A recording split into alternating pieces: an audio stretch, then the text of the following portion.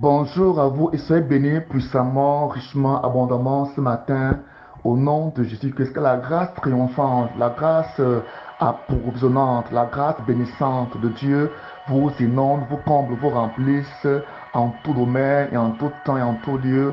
Dès ce jour, au nom de Jésus-Christ de Nazareth, que vos vies soient inondées de l'amour de Dieu qui se manifeste dans vos vies, dans toutes ses racines, dans tous vos domaines, dans le domaine de vos activités, vos enfants, vos vies professionnelles, familiales, maritales.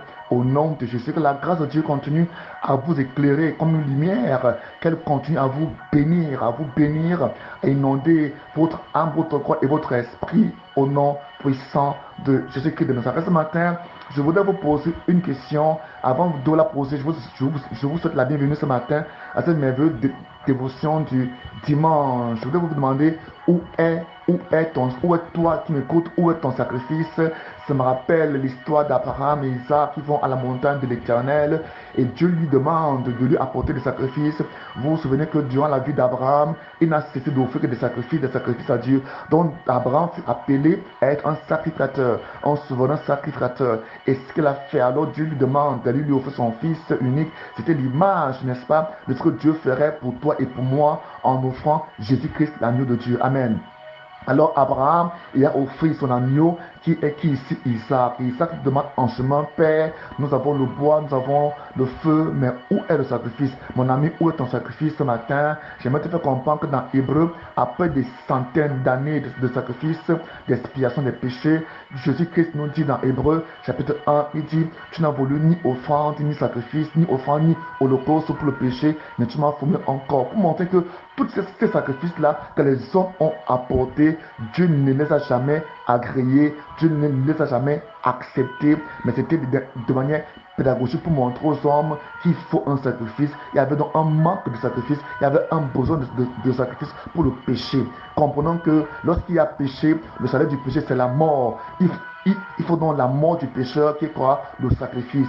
Alors Dieu a donc vu montrer au travers de ces centaines d'années que la bête présentée par depuis Abel jusqu'à Jérusalem, jusqu'à Jésus-Christ, la bête était donc, n'est-ce pas, porter notre mort, porter la sentence qui était libérée sur le pécheur, donc la mort. Et comme c'était une bête pure, la pureté donc de la bête de rentrer sur l'adorateur qui était accepté et agréé par Dieu. Et Dieu nous montre que toutes ces choses qu'il avait instituées lui-même n'étaient que pédagogiques, n'étaient que des enseignements pour montrer le manque de sacrifice dans notre communion avec Dieu. Et c'est à cause de ce manque de sacrifice que Ésaïe chapitre 59 va nous dire que la main de Dieu n'est pas dure, ni son oreille trop dure pour entendre exaucer, mais sont nos péchés qui élèvent une muraille et l'empêche de nous écouter, de nous exaucer et d'agir dans notre vie. Pour montrer que, en fait, les sacrifices des bêtes, des béliers purs, des agneaux purs n'étaient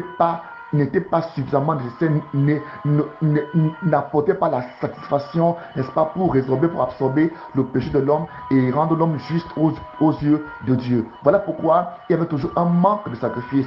Beaucoup de religions ont essayé d'apporter la solution à ça. Certains ont apporté, n'est-ce pas, des rites, la pénitence, des offrandes, des dîmes pour, n'est-ce pas, résorber ce manque de sacrifice. Voilà pourquoi ce matin, où je te pose cette question, où est ton sacrifice? Ton sacrifice, c'est Jésus. Jésus est ton sacrifice.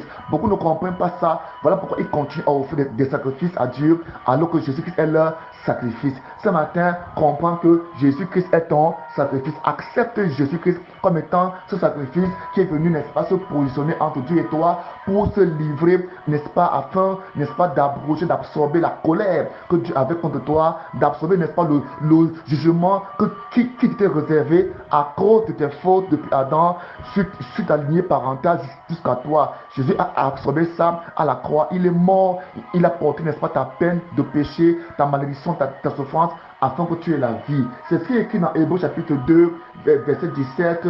J'aime tellement ce message parce que c'est par là qu'on a la vie. Il dit, voilà pourquoi il est devenu à tout égard semblable à ses frères afin de devenir un grand prêtre dans le domaine des relations de l'homme à Dieu, en vue d'expier quoi? Les péchés de son peuple. C'est ce qui est écrit clairement aussi dans le livre de Hébreux, chapitre 5, verset 1 à 6, qui montre que le souverain sacrificateur, selon l'homme, n'est-ce pas, avait pour rôle d'expier les péchés des hommes et d'apporter la restauration des relations entre les hommes et Dieu. C'est ce que Jésus-Christ a fait. Dans ta relation avec Dieu, Jésus-Christ est ton sacrifice. Il est ton sacrifice et il a porté tes péchés. Dans l'ancienne alliance, n'est-ce pas, la bête pure qui était présentée absorbait les péchés et dans le jugement de l'adorateur et l'adorateur recevait non la justification, la pureté de l'animal. C'est ce qui a été fait avec Jésus-Christ. Jésus-Christ a absorbé tes péchés, tes malédictions, ta maladie, ta honte,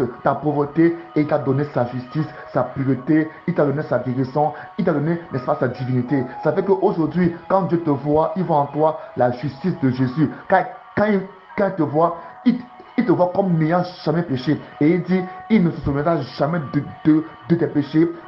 Il ne se souviendra plus jamais de tes péchés. Donc le sang de Jésus-Christ, n'est-ce pas, nettoie ta vie et en Dieu efface, n'est-ce pas, l'acte dont les dispositions te condamnaient et dont les prescriptions, dont, n'est-ce pas, tout ce qui était écrit à l'intérieur relatait tes manquements liés au commandement de Dieu. Le sang de Jésus-Christ, même dans la mémoire de Dieu, a enlevé, a effacé tout ce qui était contre toi là-bas. Toute ta condamnation a été enlevé, même en toi-même. Ce sang te lave, ce sang te purifie, ton âme, ton corps et ton esprit. C'est ça le sang de Jésus.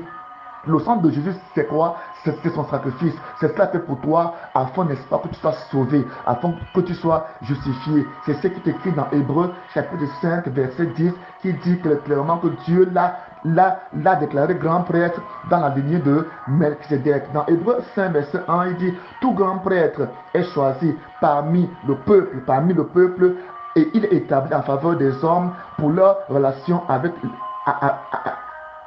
Dieu. Il est chargé de présenter à Dieu des sacrifices et des offrandes pour le péché. Il peut avoir de la compréhension pour ceux qui sont dans l'ignorance et qui s'égarent parce qu'il est lui aussi exposé à la faiblesse. Amen. Mais à cause de cette faiblesse, il doit offrir donc des sacrifices, non seulement pour lui-même, mais pour les péchés du peuple. Amen. Verset 4, il dit, l'on ne s'attribue pas cette place de son propre gré, mais cela vient de Dieu, car c'est Dieu qui le donne. Il en est de même pour le Christ. Ce n'est pas lui qui s'est attribué de son propre chef l'honneur de devenir grand prêtre, mais c'est Dieu qui l'a déclaré, tu es mon fils aujourd'hui, je fais de toi mon enfant. Et dans un autre texte, il dit, tu es prêtre pour toujours dans la lignée de Melchizedek. Donc Jésus-Christ est en même temps l'agneau, le sacrifice et le sacrificateur. Donc Jésus-Christ s'est sacrifié pour toi, il a été livré pour toi, il est mort pour toi. La Bible dit qu'il a traversé les cieux pour venir faire l'expiation sur la terre de manière physique. Mais avant de venir sur la terre, cette expiation a été fait sur le plan spirituel avant même la fondation du monde. Dans Apocalypse chapitre 5 verset 6, il dit, Jean dit, je vis un agneau comme immolé. Au verset 12, il dit, je vis l'agneau qui était immolé. Amen. Donc il fut immolé dans le ciel, l'expiation a été faite dans le ciel et accomplie sur la terre. Donc tu es maintenant dans la réalité. Quand tu confesses Jésus, quand vous dites confesser Jésus, c'est l'accepter, c'est confesser qu'il est ton sauveur, qu'il est ton Seigneur, et si tu es sauvé. Voilà pourquoi ce matin, tu peux confesser qu'il est ton sacrifice, parce que par ce sacrifice, tu as la justification, tu as le salut, tu as la guérison, tu as la vie, tu as la santé, tu as la bonne santé, tu as la réconciliation avec le Père. Alors ce matin, sois béni au nom de Jésus-Christ de Nazareth. Amen. Seigneur, je te dis merci pour ce peuple qui m'écoute. Ta parole est comme un feu. Ta parole est comme un feu ce matin, Père. Je prie que ce feu aille maintenant, oh Dieu, brûler et détruire toute incrédulité, tout doute dans leur cœur, et que tu les amènes, tu portes leur foi à la justification, tu les portes à la sainteté, tu les portes à ton approbation en Jésus, au nom puissant de Jésus-Christ, qui reçoit la force, la grâce éternelle maintenant, qui devient des véritables fils et filles de Dieu, des véritables enfants de Dieu, et qui désirent comme des enfants nouveau-nés, le lait non flatté, la parole de Dieu, afin qu'ils puissent croître à tout égard en Dieu, au nom de Jésus. Père, je prie pour les malades que je te présente maintenant dans leur chair. Tous ceux qui sont malades dans leur chair, Père, je te remercie parce que tu les guéris. Père, je te remercie parce que tu dessouches toutes ces maladies, les problèmes de nerfs, les problèmes de reins, les problèmes de foie, de cœur, les problèmes de poumons, tu guéris, les problèmes d'endocrine, les problèmes de colon sont libérés complètement, les problèmes de sang sont libérés complètement. Merci pour la guérison dans l'être entier au nom de Jésus. Mon nom c'est Blake Detiem. Mon contact appel WhatsApp sur le plus 237 695 66 15 25. Soyez bénis.